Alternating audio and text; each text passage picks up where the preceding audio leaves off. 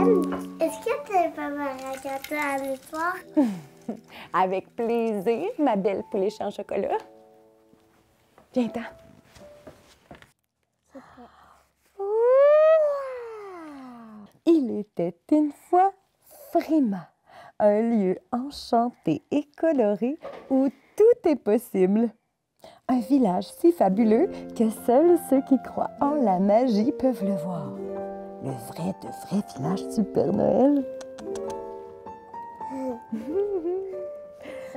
Mais à Frima, un grand mystère perdure. Comment le Père Noël parvient-il à livrer tous ses cadeaux pour des centaines de millions d'enfants en une seule nuit?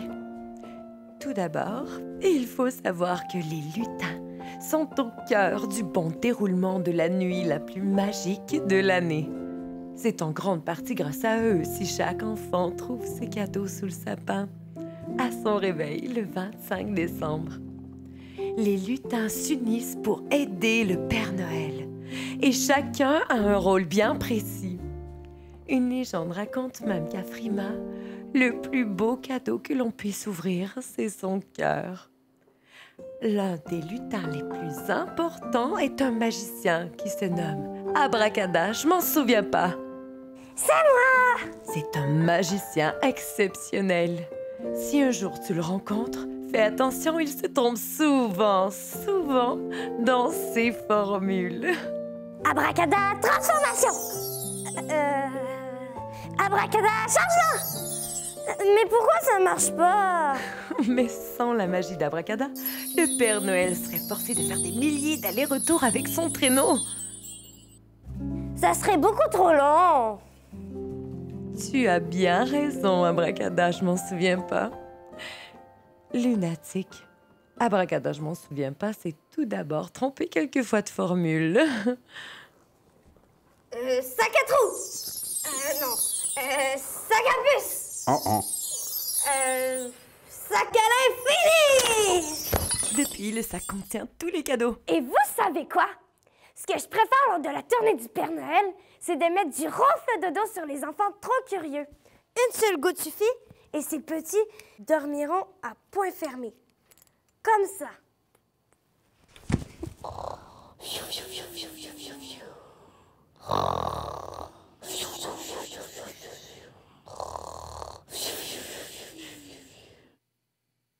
Tous les lutins sont très importants.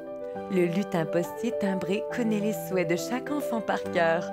Son rôle est de donner pour chaque maison les bons cadeaux au Père Noël. Mais, attention les amis, j'adore jouer des tours aux enfants qui n'ont pas été sages. Parfois, j'ai fait exprès de ne pas mettre la bonne destination. Mais, ça arrive rarement, hein? Petit coquin de timbré. Nous avons aussi Bric-à-Brac, le lutin inventeur. Pour s'assurer de ne pas être repéré en plein vol ou sur le toit d'une maison, Bric-à-Brac a conçu un traîneau extraordinaire. Un plus grand traîneau du monde! Le plus important, c'est le cochon. Il y a aussi une radio. Ici, le Père Noël, il gagne des clous comme ça. La musique de Noël part! Il y a aussi le sport pour le rangement, c'est pour les biscuits. Non, oui, c'est ça. On a aussi un 4% d'invisibilité, 0 à 100% d'invisibilité dans le temps de dire. Oh, mais le plus important, c'est le tiroir secret avec la poudre Raptis-Bedaine. Oh oui, il y a beaucoup de gens qui aimeraient avoir cette poudre-là. Oh oui, j'en connais. La poudre Raptis-Bedaine qui permet bien sûr au gros Père Noël d'entrer dans les cheminées et aussi dans les serrures de toutes les maisons de la planète. Wow! Lors de la grande distribution, une autre lutine fait un travail des plus importants. Fantasiova. Elle s'assure que tous les cadeaux sont beaux, colorés et bien emballés. Je m'occupe aussi de faire apparaître les arcs-en-ciel et les aurores boréales. Avec mon pinceau magique, je fais briller les étoiles chaque nuit. Et lors de la grande distribution, je m'occupe de choisir davantage quelques étoiles pour le meilleur chemin à suivre. Et tout au bout du monde, dans une autre galaxie, sur une autre planète, on retrouve un lutin très particulier. Il est le plus fort et le plus grand des géants. Lors de la grande distribution, il est en communication constante avec Fantasiova et le Père Noël. Muscle en or! Wow! Allô, oui? Oui? Quoi? Vous avez eu un tracas avec quoi? Oh oui! C'est sûr et certain que je peux ralentir la Terre avec mon puissant souffle pour vous rallonger la nuit! Ça, c'est sûr! En Chine, ça va être long! Dans chaque pays où il y a davantage de cadeaux à livrer, il rallonge ainsi la nuit. Il faut avertir vos parents. Ce n'est pas seulement de l'impatience quand les enfants trouvent le temps long avant de recevoir leurs cadeaux. Le temps est plus long pour de vrai. Et c'est ainsi que grâce à nos talents, À l'entraide! Avec la bonne humeur. Dans une seule nuit, nous défendrons tous les cadeaux de Noël sur tous les sapins! Connais maintenant l'un de nos plus grands mystères de Noël. Toi aussi, tu es quelqu'un d'unique et d'exceptionnel. Tu as tout ce qu'il faut à l'intérieur de toi pour être heureux. Et cela commence avec un sourire!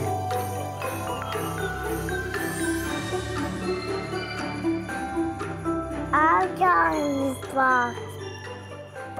Il était une fois, à Frima, vivait un étrange lutin que l'on avait prénommé Corbeau. Encore pas. Oui, ma puce. Il était vêtu tout de noir. À ce jour, on n'avait jamais vu de lutin de cette couleur. Vraiment, personne, même les fées, restaient sans réponse devant cet étrange phénomène. Mais que font les fées? À la naissance de chaque lutin, les fées de Frima confectionnent un habit. Et lorsque le lutino le porte pour la première fois, le vêtement prend une couleur bien précise en lien avec le pouvoir spécial qu'il possède. Les lutins se méfiaient de Corbeau, même si le Père Noël se faisait rassurant. Il ne l'avouait pas, mais lui-même était aussi inquiet, car aucun livre ne faisait mention de lutin aux vêtements noirs. Corbeau était triste. Personne ne voulait être son ami. Il était trop différent. Il était le seul lutin à ne pas connaître son talent et à ne pas avoir de pouvoir magique en plus. Oh, il avait essayé très fort de ressembler aux autres lutins. Il s'était rendu chez Abracada, je m'en souviens pas. Peut-être existe-t-il une formule magique pour que mes vêtements aient une vraie couleur? Bien sûr, jeune lutin. Voyons voir ça. Il essaya de le saupoudrer de poudre magique. Abracadabra. Couleur. Abracada. Il Arc-en-ciel. essaya des incantations et des formules magiques, Peinture. mais les vêtements de Corbeau demeuraient noirs. Corbeau visita ensuite Abracada disparaît. Bric-à-brac. Ah, Corbeau, qu'est-ce que je peux faire pour toi? Corbeau lui raconta son histoire et le lutin avait plein d'idées. De la colle bec de ma tante pour fixer du tissu de couleur sur ses vêtements noirs. Mais rien ne tenait plus de 3 secondes. Du fil indestructible, corde raide, pour coudre le tissu de couleur, mais aucune aiguille ne parvenait à percer les vêtements de Corbeau. Désolé, je ne peux rien faire pour toi. Corbeau demanda alors à Fantasiova. Tu es la gardienne des couleurs. Pourrais-tu m'aider? Du bout de son pinceau magique, Fantasiova fit apparaître un foulard arc-en-ciel. Mais dès que les couleurs touchèrent les vêtements de Corbeau, l'arc-en-ciel disparut. Ça sera bien plus difficile que je ne le croyais. Je vais devoir utiliser toute ma magie. Elle amena Corbeau sur un immense iceberg. Puis, de toutes ses forces, tenta de faire apparaître un magnifique aurore boréale, mais les couleurs ne tenaient pas. Corbeau alla même en parler au Père Noël. Père Noël, pourriez-vous m'aider à trouver une vraie couleur pour mes vêtements? J'aimerais tellement être comme tous les autres lutins. Mais le Père Noël lui dit qu'il ne pouvait pas l'aider, que c'était tout à fait normal qu'il soit différent et qu'avant tout, Il était unique. Oui. Mais Corbeau était très triste. Heureusement, il pouvait compter sur son meilleur ami fidèle et loyal, Rudolph. Celui-ci comprenait Corbeau car il avait aussi été rejeté en raison de sa différence. Différent, mais surtout extraordinaire en raison de son nez rouge. Rudolph a dû affronter beaucoup de difficultés, mais son courage et sa persévérance l'ont amené à avoir le rôle le plus important dans tous les règnes. Savez-vous ce qu'il fait, les amis? Il est en avant pour guider le traîneau du Père Noël. Parfois, je grimpe très haut dans le ciel avec lui et plus je suis près des étoiles, plus je me sens heureux.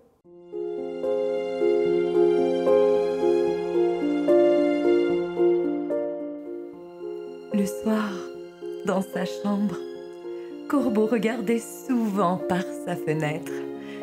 Il observait les étoiles, rêveur. Il les trouvait tellement belles. Puis un soir, il vit des milliers d'étoiles filantes. Une idée de génie lui traversa l'esprit. Rudolph, dis-moi, tu peux courir sur les nuages, flotter sur la lune, m'emmener sur une étoile filante? Le petit renne au nez rouge n'avait jamais été aussi loin, mais il prit son courage à 4 pattes et il galopa aussi vite qu'il le put.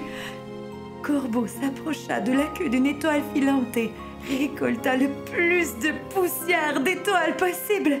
Jamais on n'avait vu chose pareille dans le monde entier.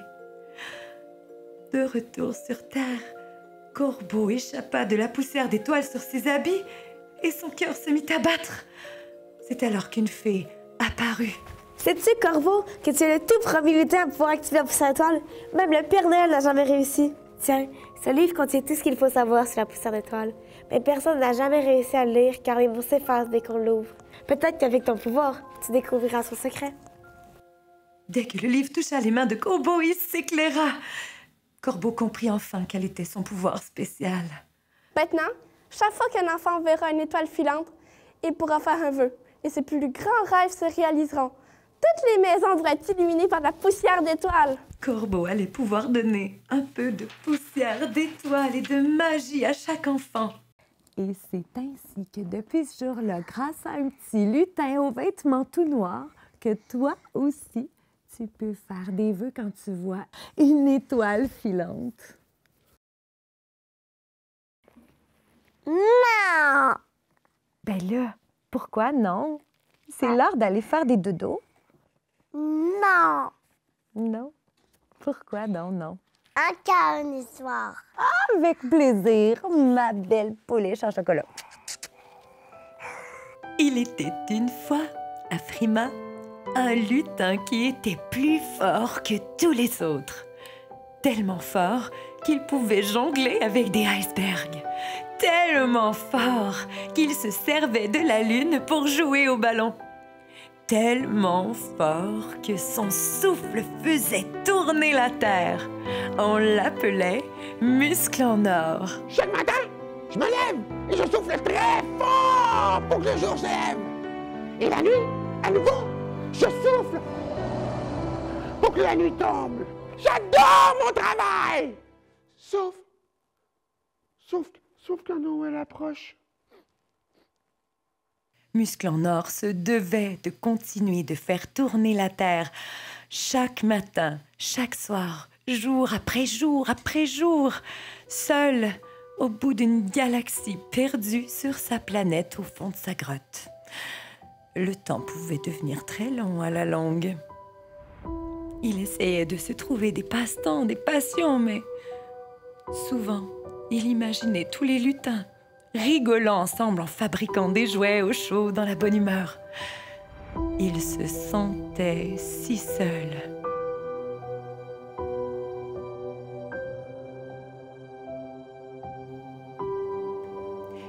Et la solitude, par moments, peut devenir lourde.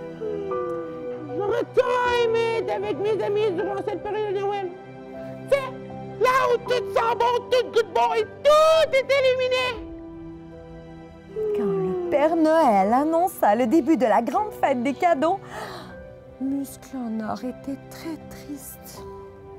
Pourtant, cette fête était la plus amusante de l'année pour les lutins. Mais moi, je rate toutes les festivités parce que moi, je dois faire mon travail. Ses amis lutins ne savaient pas comment l'aider car il est très dangereux d'interrompre quelque chose d'aussi important que l'alternance entre le jour et la nuit. Ce soir-là, Muscle en or souffla pour faire apparaître les étoiles, en imaginant tous ses amis. Muscle en or était si triste qu'il finit par s'endormir doucement dans ses larmes.